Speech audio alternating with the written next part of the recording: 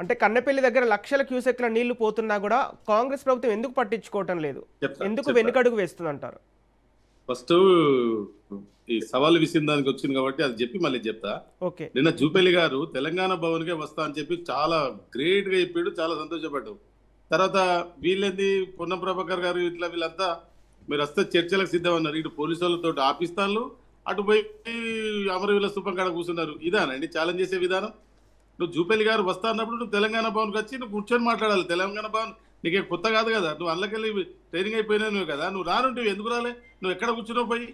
కాబట్టి నేనేమంటున్నా అంటే ఛాలెంజ్ విసరడం వేరు, తప్పించుకోవడం వేరు.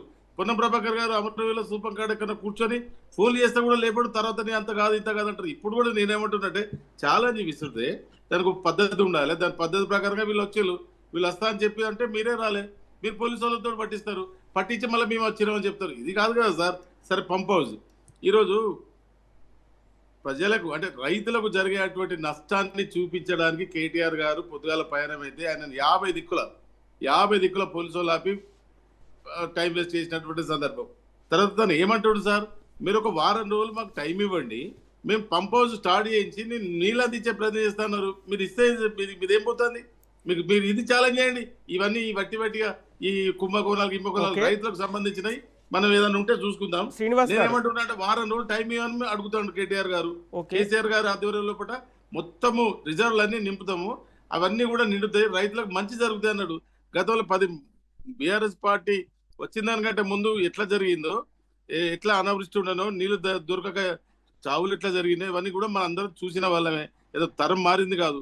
కాబట్టి నేనేమంటున్నా అంటే ఇప్పుడు ఈ మీరు పంప్ హౌస్ కనుక స్టార్ట్ చేస్తే నీకు ఎకరాలు అటువంటి నీళ్లు పారేటువంటి సందర్భాన్ని మీరు ఎందుకు ఛాలెంజ్ చేసుకోరు? అటువంటి ఛాలెంజ్లు ఎందుకు సార్? నేను అందుకొరకే నేను ఏమంటున్నా అంటే ఒక్కసారి పంపులు ఎందుకు పెట్టుకున్నాం సార్? ఏదో కొట్టుకపోతాయి, అవి పోతాయి, ఇవి పోతాయి అనే దానికంటే ఒకసారి పంప్ హౌస్ స్టార్ట్ చేస్తే ఇప్పుడు మనకు నీళ్లు లేక కాలం కాలే, ఈ కాలం కాలే అన్నందుకు నీళ్లు మనకు ఎంత అవసరం సార్? తాగునీరు కానీ హైదరాబాద్ కానీ ఇవన్నీ నీళ్ళు అవసరం కదా. స్టార్ట్ చేద్దాం, ఏమైతుంది? లేకపోతే మీకు చేత కాకపోతే చెప్పండి, కేసీఆర్ గారు ఆధ్వర్యంలో పెట్టి ఒక వారం రోజులలో మొత్తం రిజర్వ్ అన్ని నింపి నీళ్ళు ఇస్తామంటున్నారు. ఇది చేత కాదు, అది చేత కాకుండా బట్టిగానే అది చేస్తా అంటారు. కుంభకోణం 94,000 కోట్లు అయితే 1,00,000 కోట్లు కుంభకోణం అంటారు. అంటే ఈ మాటలతోటి మీరు గవర్నమెంట్కి వచ్చే సంతోషమే, మేము దానికి ఏమంటలేవు సార్. మీరు 2034 దాకా ఉంటా అంటారు. ప్రజలు ఆశీర్వదిస్తే ఉంటారు, ప్రజలు ఎవరు ఆశీర్వదిస్తే వాళ్ళే ఉంటారు. కానీ ఈ కల్లిబొల్లి మాటలు, ఈ అబద్ధాలు మాట్లాడి ఇంకెన్ని రోజులు చేస్తారు సార్?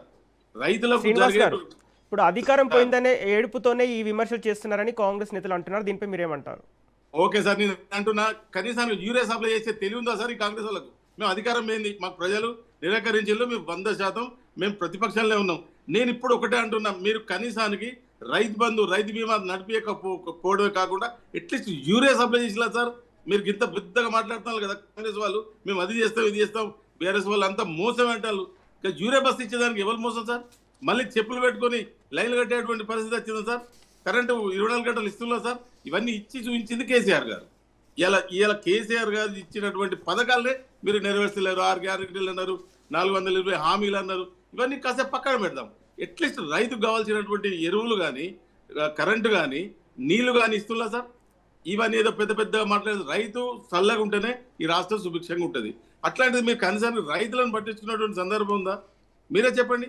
కాబట్టి నేనేమంటున్నా అంటే ఈ కల్లువల్లి మాటలు పక్కకు పెట్టి రైతులకు ఎట్లా ఏ విధంగా మనం సాయం చేద్దాం, రైతులు ఏ విధంగా బాగుపడాలి. ఇప్పుడు కేసీఆర్ గారు వచ్చిన తర్వాత 45,000 చెరువులను బాగు చేసాడు. ఎందుకు? ఫస్ట్ చెరువులని బాగుంటేనే రైతులు బాగుంటారు అని చెప్పి స్టార్టింగ్ 45,000 చెరువులను చేసినటువంటి సందర్భం. దాని తర్వాత కాళేశ్వరం ప్రాజెక్టు 3 సంవత్సరాలు సార్, 3 సంవత్సరాలు కట్టిలు. తర్వాత ఇంకోటి 2 పిల్లలు వేద్దాం, ఇదే మొత్తం చెప్పుకుంటా పోతాను. 3 సంవత్సరాలు కట్టిరు.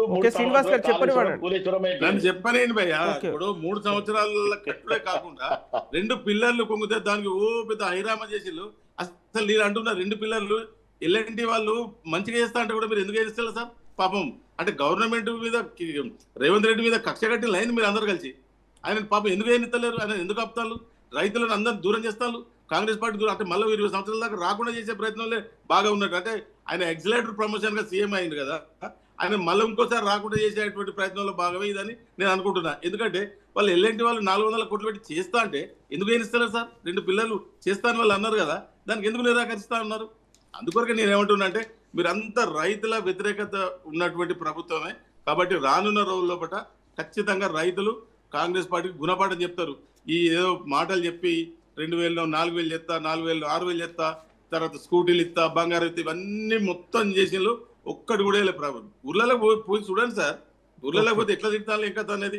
ఒట్టిగానే మనం ఇక్కడ సిటీలలో ఉండి కాదు సార్, ఊర్లలో ప్రతి ఒక్క రైతు ఇలా రేవంత్ రెడ్డి ప్రభుత్వాన్ని వ్యతిరేకిస్తా ఉన్నాడు, ప్రతి ఒక్క కార్మికుడు వ్యతిరేకిస్తా ఉన్నాడు. ఎక్కడ సార్ ఉద్యోగాలు ఇస్తున్నారు, ఉద్యోగాలు ఏడికి పోయినా కూడా అసలు ఏం చేసినారు సార్, ఏం చేసినా మీకు ఇంకా చెప్పుకునేటువంటి నైతికత ఉందా సార్ మీకు ఓకే అసలు శ్రీనివాస్ గారు?